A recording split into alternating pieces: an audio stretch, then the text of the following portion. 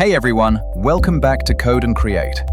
Today we're going to learn how to connect a potentiometer to an Arduino and use it to control things like LED brightness or motor speed. And at the end, I'll show you a fun mini project using what we've learned. Let's get started.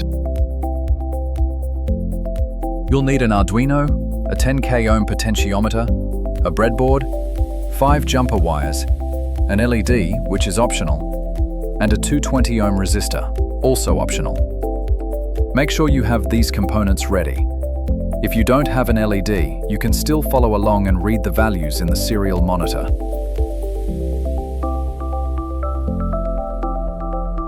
Connect the left pin to ground on the Arduino, then connect the middle pin to A0 on Arduino, and finally connect the right pin to 5 volt on Arduino. The potentiometer acts as a variable resistor.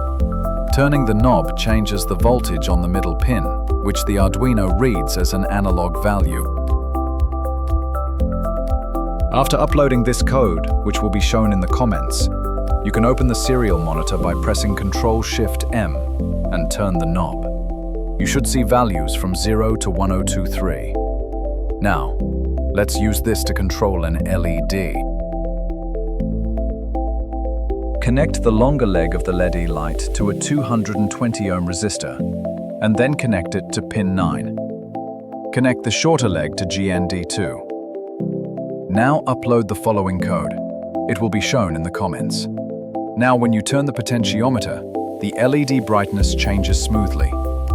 This works because we're using PWM, pulse width modulation, on pin 9. That's it. You've just learned how to use a potentiometer with Arduino. Try modifying this project, maybe control a servo motor or adjust the speed of a fan. Let me know in the comments what you'd like to see next. If you found this helpful, don't forget to like, subscribe, and hit the bell icon. See you in the next video.